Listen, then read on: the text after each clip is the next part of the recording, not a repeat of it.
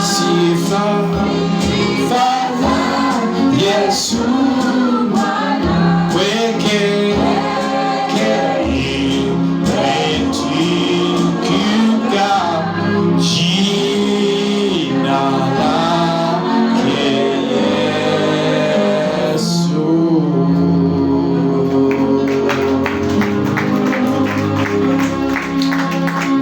Yesu asifiwe tena kanisa.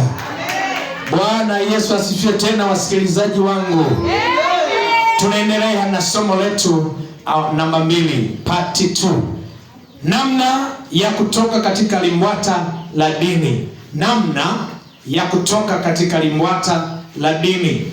Kama vile mwanamume anakamatwa na mwanamke kwa kupewa limbwata, na mwanaume anakuwa hana uwezo tena wa kutunza familia yake, vivyo hivyo ndugu zangu kuna limbwata la kidini. Ukiulizwa swali, dini maana yake nini?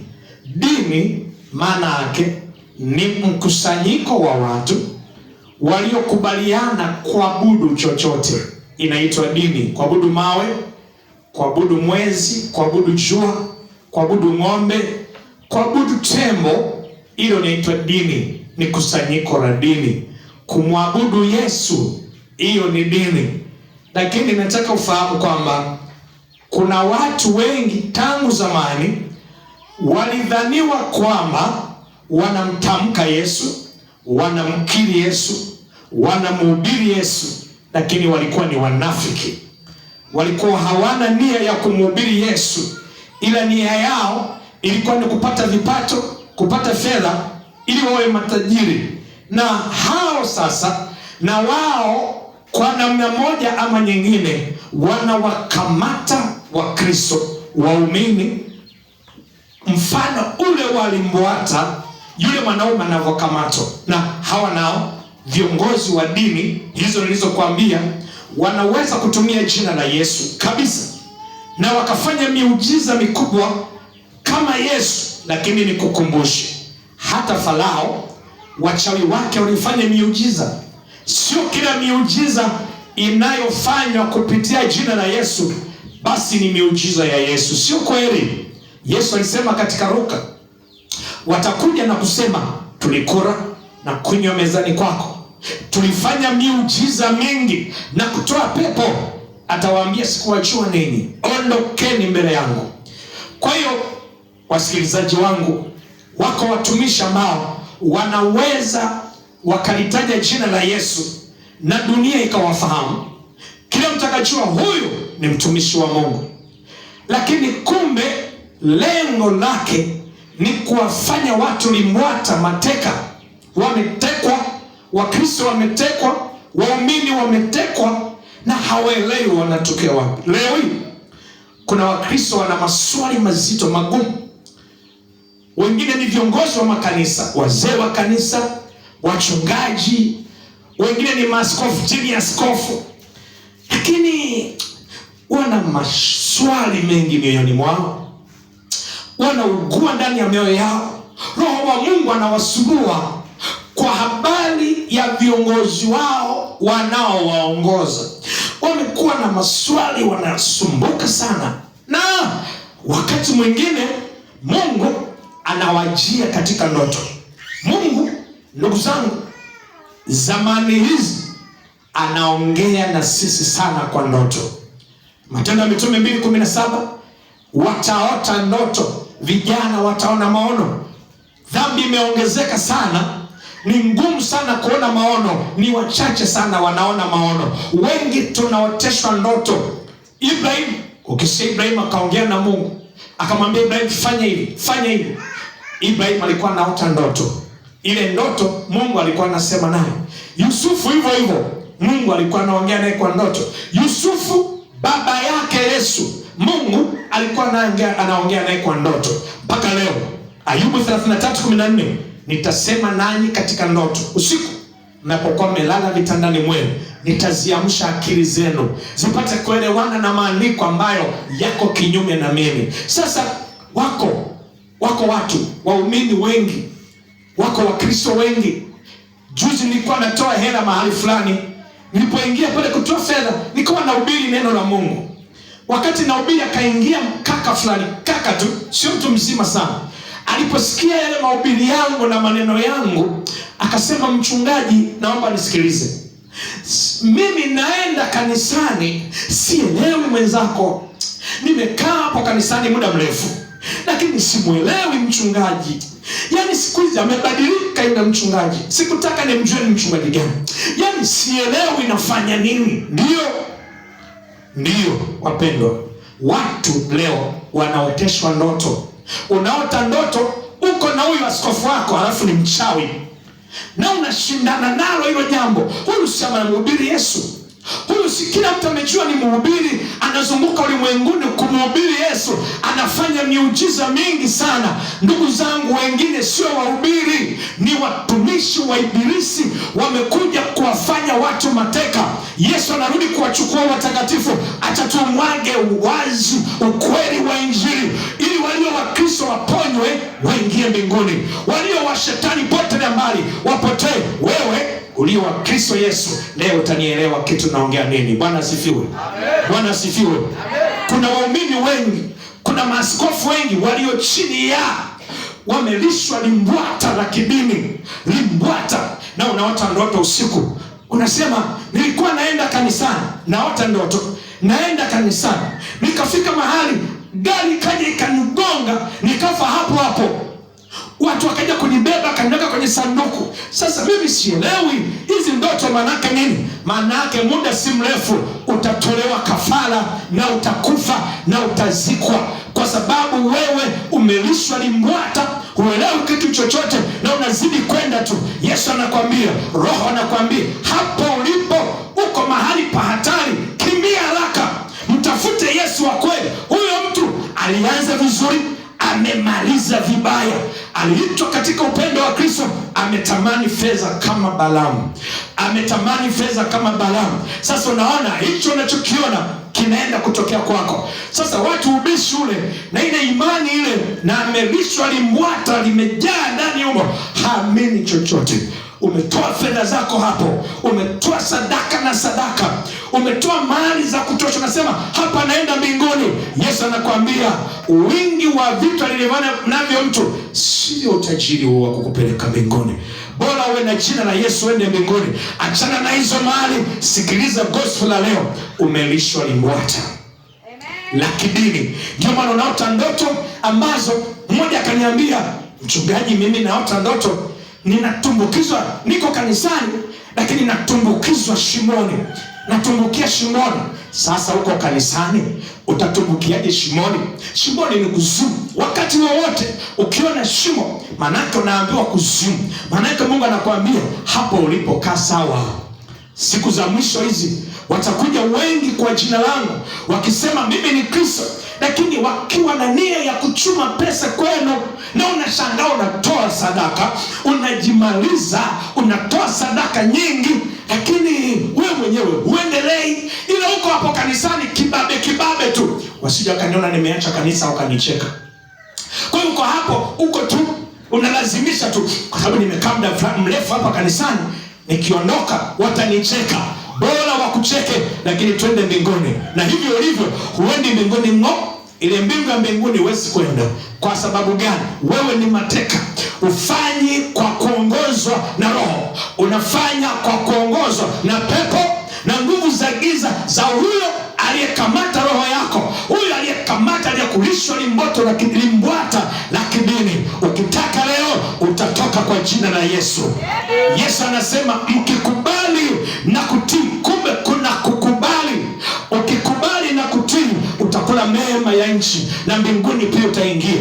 Ukikataa na kuendelea na uasi utaandamizwa kwenda jehanamu ya moto. Utajuaje kwamba umelishwa limbwata na mkuu wako wa kanisa na mkuu wako wa dini yako? Utajuaje? Kabla ya kwenda mbali, nataka tuziangalie sifa za viongozi wanaotumia nguvu za kishetani, nguvu za Ibilisi, lakini wanalitaja jina la Yesu, wanawalisha watu limbwata.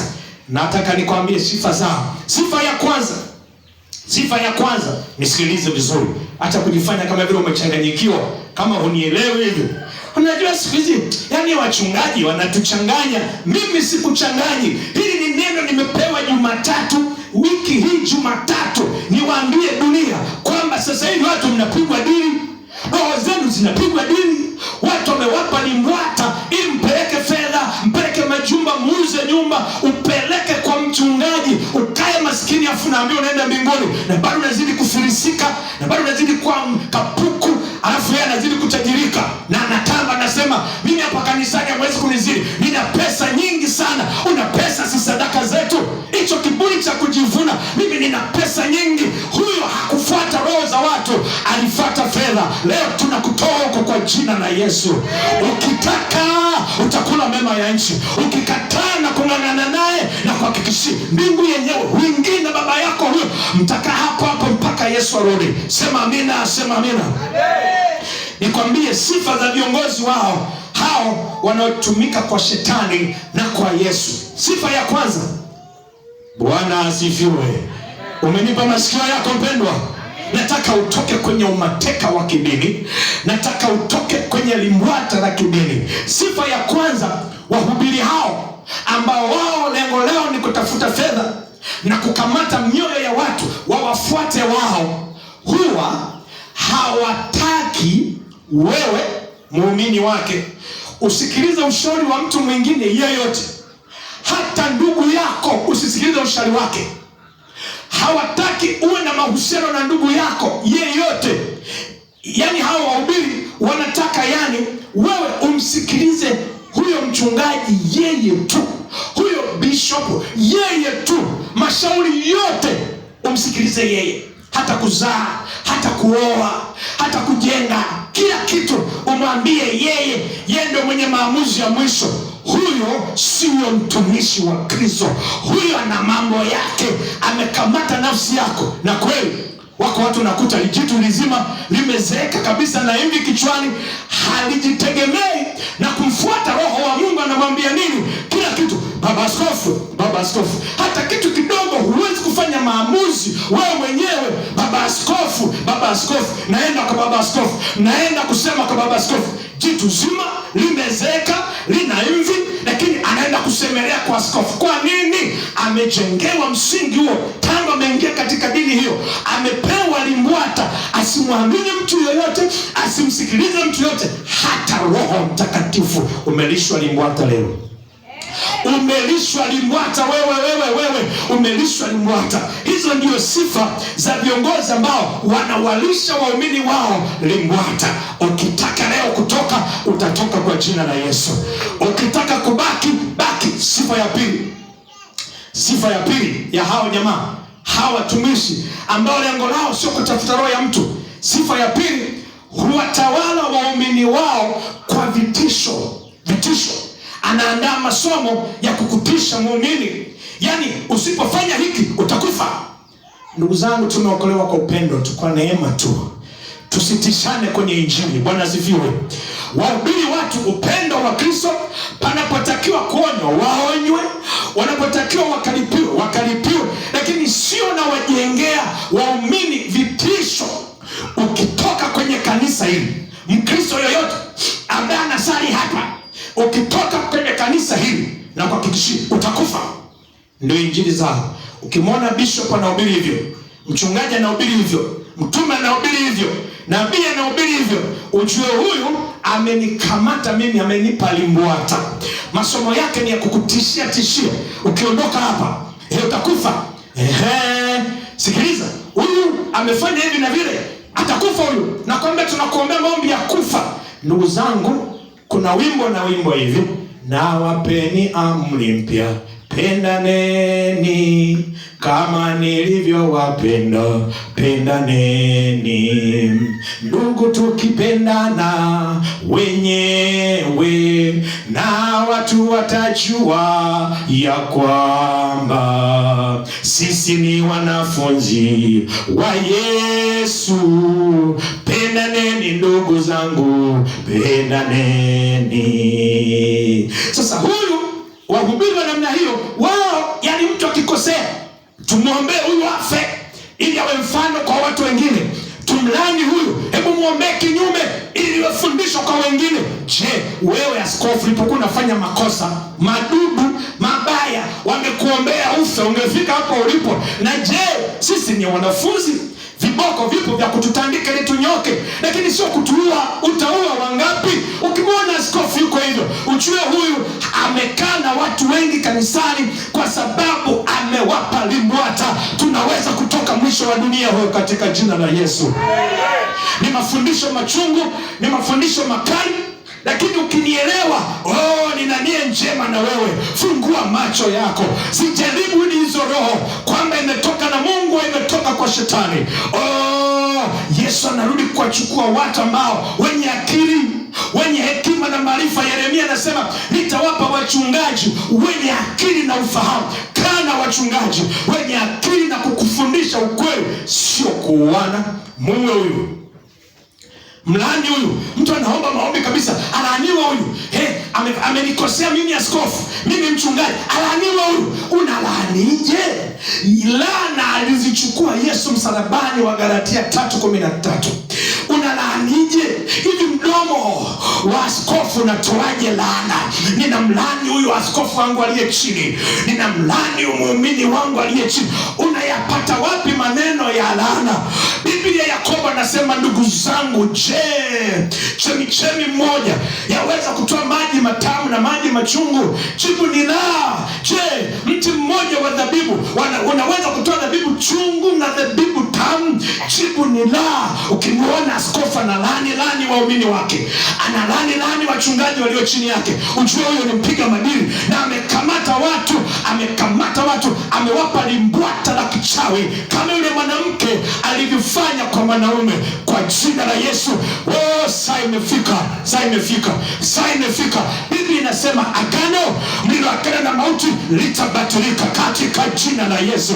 Agano mlilopatana na mauti, wako wahubiri ambao wamepatana na mauti, wamepatana na kuzimu, kwamba wao wamejitoa kwa shetani 100%, kwamba sisi tunaenda kwa shetani. Wanawadanganya watu wasio na makosa, watu wasiojua elimu ya neno la Mungu, watu wasiomfahamu Mungu. Sisi nitakwambia, wanawadanganya. Agano uliloagana na mauti, wewe unayenisikiliza, linaweza kubatilika ikiwa utaamka pale ulipo na kusema, hapa nilipo Yesu ameniotesha ndoto, nimeona maono, huyu hayuko sahihi. Utakapotoka, hilo agano litavunjika kwa jina la Yesu, kwa jina la Yesu.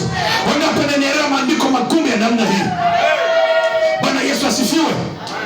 Viongozi hao wapiga madini ambao wao wanatoa limbwata, kazi yao ni kuhubiri mimi, yani kila kitu mimi nahubiri kuliko wengine, mimi ni mtakatifu kuliko wengine. Come on. Yuko mtakatifu gani mzuri kama Kurora? Yuko mtakatifu Kurora bwana. Wako watakatifu wengine wahubiri, huwaoni wakijigamba wakiwa na majengo makubwa mazuri ya ibada. Wako watakatifu bwana. Usije ukajidanganya ukasema, mimi askofu ndio mtakatifu na mahubiri yangu ndio mahubiri peke yake kuliko wahubiri wengine wote duniani. Come on, weka chini. Yuko Yesu peke yake ndiye ambaye wa kuigwa mfano. Tumige mfano. Yesu hakujivuna chochote. Hata walipomjia akamwambia, mwalimu mwema, akasema, hapana aliye mwema duniani ila Mungu peke yake. Kwa nini wewe unajiinua? Mimi ndo mtakatifu na kanisa langu, mimi ndo ambaye mimi tu. Hakuna kanisa lingine lina watu watakatifu. Hakuna wengine ambao wanamwabudu Mungu katika roho na kweli, na mitakataka mingine imebaki hapo. Kila kitu ni askofu, kila kitu ni mchungaji wangu, yani kila kitu ni mchungaji wangu. Muinue Yesu kwa jina la Bwana. Utakapomuinua Yesu, na hata kuinua kwa jina la Bwana. Wako watu wameinuliwa kama wao ndio Yesu. Yesu yuko chini, lakini yeye ameinuliwa, yani ni mchungaji, ni askofu, ni mtume, ameinuliwa, yuko juu kule kuliko hata Yesu, yani anaabudiwa. Hata angesema leo tuwatoe watu kafara, watu wanakubali, ndio watu toe, wako tayari. Yani watu wako tayari kufa kwa ajili ya askofu, sio kufa kwa ajili ya Injili. Yesu anarudi. Mpendo wangu, umelishwa limbwata wewe, umelishwa limbwata la kidini na wewe mchungaji wako na hiyo bishop wako. Luka 6:26, ole wenu ninyi watu wote watakapokuwa wanawasifu. Yani mtume unasifiwa kuliko hata Yesu. Watu wanakuimbia jina lako ndio linatamkwa kuliko hata Yesu. Yaani wewe ndo kama ndo mtenda miujiza yote. Yaani wewe ndo kama ndo Yesu. Utashushwa kama Nebukadreza. Utashushwa tu. Lazima tujue Wakristo, waumini, umelishwa limbwata. Umelishwa limbwata. Ndio maana yani kila kitu askofu, kila kitu mchungaji, muinue Kristo. Mheshimu mtumishi wa Mungu, mheshimu tu, lakini sio yani unapitiliza. Yani hata akikwambia leo usiende chooni, siendi chooni. Kwa nini? Askofu amesema mseme naenda chooni. Jinga mkubwa wewe. Huo mwili aliyovyoumba Mungu unapokula chakula lazima utoe takataka. Bwana Yesu asifiwe. Ndio maana kuna milango miwili ya kutolea takataka. Sasa askofu anakuambia usiende chooni. Unasema nini askofu amesema nisiende chooni? Takataka wewe. Simamia neno la Bwana. Bwana Yesu asifiwe. Bwana Yesu asifiwe. Wapendwa, tuko tayari? Tuko tayari tutoke kwenye malimbwata kidini? Bwana Yesu asifiwe. Yani askofu kabisa analaani watu. Unalaani watu. Ukiona hivyo ujue hapa ni mahali pa kukimbia. Umelishwa limbwata. Bwana Yesu asifiwe. Yuko unafikiri na ubiri vitu sijui hadithi. Sio hadithi. Na ubiri ukweli. Yuko mtu ambaye nimehadisiwa wazi wazi. Huyu baba alikuwa kijana. Sasa huyu mhubiri alikuwa kijana na Mungu akawa anamtumia sana huyo kijana. Watu wakawa wanakuja wengi sana pale kanisani kwake. Alafu alikuwa na kiongozi wake mwenye hilo kanisa. Kwa yeye pamoja na mchungaji wake anafanya kazi hapo. Watu wanaokoka, miujiza inafanyika ya roho na kweli. Kumbe hapo kanisani kuna mwanamke ana hela nyingi. Anamwangalia yule mhubiri, anatafuta nafasi ya kumlisha limbwata. Siku moja akamwambia mchungaji, yule mchungaji mdogo akamwambia, yani wewe Mungu anakutumia sana. Akamwambia sasa, hii ni kanisa la mwingine. Unatakiwa uanzishe huduma ya kwako mwenyewe ili haya yote ufanye wewe mwenyewe. Yule jamaa kaingizwa lingi kwa maneno tu na yule mwanamke, akamkubali. Akamwambia ngoja nianzishe huduma. Akaenda akamwaga mchungaji wake, baba mimi naondoka. Akamwambia kuna nini tena? Akamwambia naondoka tu. Na yule mwanamke kaondoka naye. Wakaenda kufungua huduma. Huduma haikuleta matokeo yoyote. Watu wachache. Yule mwanamke akamwendea tena. Unasikia? Akamwambia, sasa mtumishi, unahubiri hapa watu hawaongezeki. Kama ulize wenzako wanafanyaje mpaka makanisa yanajaa. Kiswahili kizuri, wanawalishaje waumini limbwata ili wakae kanisani kwao? Ili wakae makanisani kwao. Akaenda kutafuta msaada. Alipoenda kutafuta msaada kwa wahubiri hawa wenye malundo ya watu. Ana malundo ya watu. Akamwambia, hiyo mbona kazi rahisi tu? Hiyo kazi rahisi. Unataka kuwa na kusanyiko kubwa la watu? Akamwambia ndio bwana. Akamwambia kazi rahisi, twende nikupeleke kwa mtaalamu.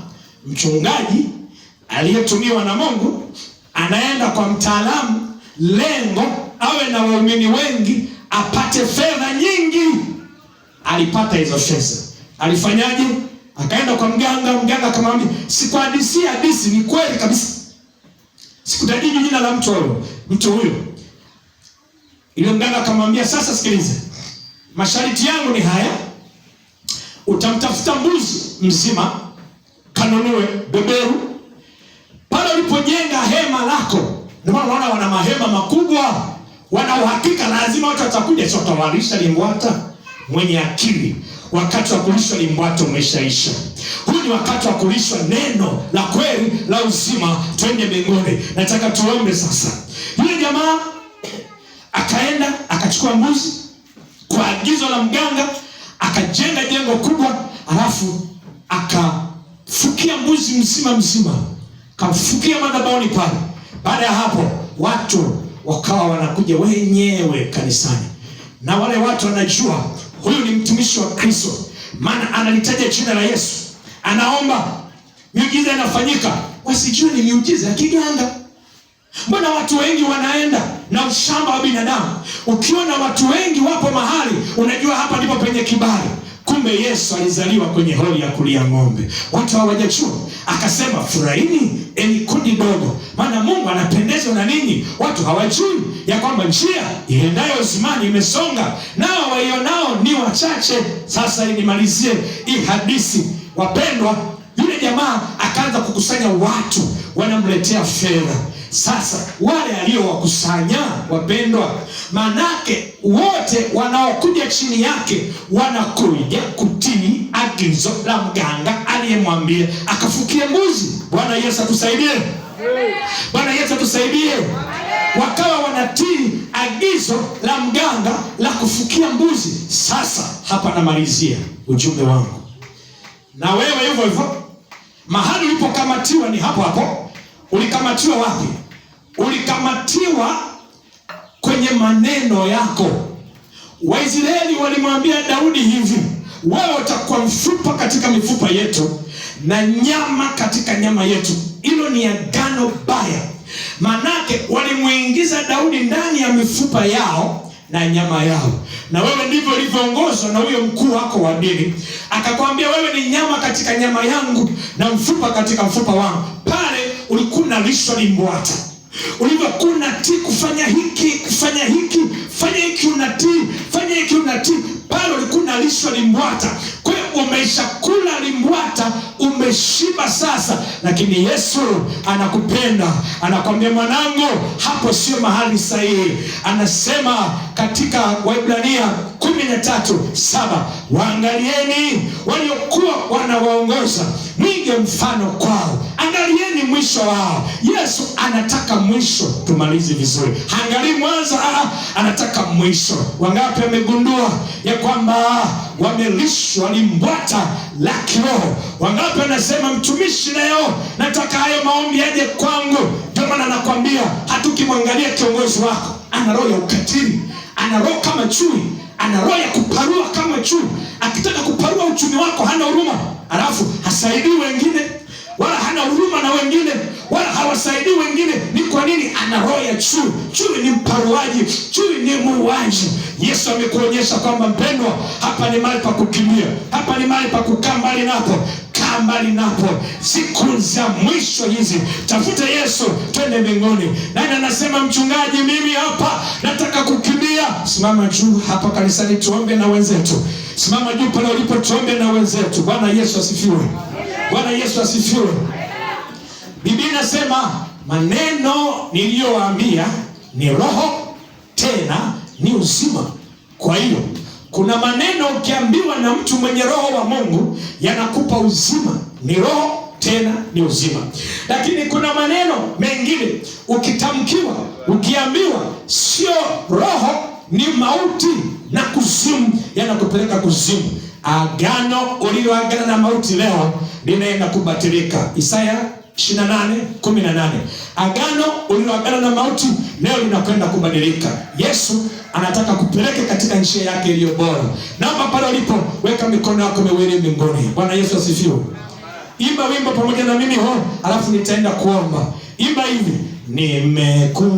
nimekubali kumfuata Yesu, nimekubali kumfuata Yesu, nimekubali kumfuata Yesu, sitarudi, sitarudi mimi, narudi, sitarudi,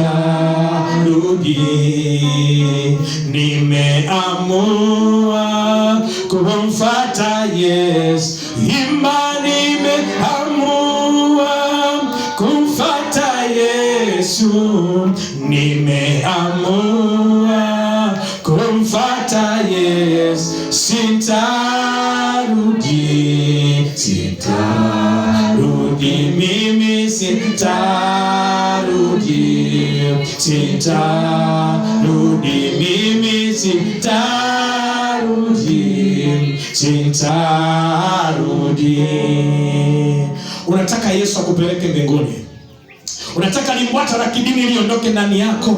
Weka mikono miwili kwenye mocho wako, kwenye kifua chako. Weka mikono yako miwili kwenye kifua chako. Halafu sema maneno ya, sema: Bwana Yesu, sitaki kwenda motoni mimi. Sitaki kwenda motoni mimi. Sitaki kwenda motoni mimi. Umenifundisha, nimesikia kwa masikio wazi wazi, nimesoma maandiko, nimeyaelewa. Yesu, sitaki kudanganywa na mtume na nabii na mchungaji na askofu, na kutaka wewe Yesu leo hii uingie ndani yangu kwa jina la Yesu, kwa damu ya Yesu. Kila neno nililopatana na huyo askofu na huyo mchungaji, nililonifunga tukafanya agano, nimekula limbwata. Kila neno nililolisema nikaungana na yule mchungaji na yule mtume na yule askofu, nimeelewa leo yule sio askofu wa Mungu. Natubu leo, unisamehe Yesu Kristo. Nafuta yale maneno niliyoungana naye, nafuta yale maneno niliyoungana naye, nayafuta mwenyewe kwa midomo yangu. Nilifanya makosa na kutaka Yesu ujifunue ndani yangu, unionyeshe njia ya uzima, niwe tayari kunyakuliwa. Ondoa limbwata ndani yangu, limbwata la kidini, nikuchue wewe, nikufahamu wewe. Siku ya leo kwa moyo wangu, kwa midomo yangu, nafuta lile agano nililoliandika kwa yule mchungaji, kwa yule mtume, kwa yule nabii. Nafuta lile agano nililojifunga mwenyewe, nililojiungamanisha mwenyewe kwa mdomo wangu mwenyewe. Natoka leo kwenye mikono ya yule mchungaji, yule askofu. Naenda kwa Yesu, naenda kwa Yesu, naenda kwa Yesu. Navua kabisa roho chafu, navua kabisa roho za kidini, na kutaka Yesu, na kutaka Roho Mtakatifu, na kutaka Mungu mkuu ingie ndani ya moyo wangu. Nibadilishe sasa, nibariki sasa, niongoze sasa. Asante Yesu, nimepona. Piga makofi. Nimepona, nimefunguliwa, nimepona, nimefunguliwa katika jina la Yesu. Sema amen. Wapenda, mtaifahamu kweli na hiyo kweli itakuweka huru. Kwa msaada zaidi nipigie simu Mchungaji Sereka Pagi. Namba zangu, namba za Voda 0754898496. Namba za Voda 0754898496. Piga simu tuongee, piga simu tuongee. Wewe ndio hujanielewa vizuri, nataka kuelewesha vizuri. Uje kwangu niulize kwa moyo mweupe, siko unafiki. Tuonane tena katika somo lijalo. Mungu akubariki sana. Endelea kumtumaini Bwana. Bye bye.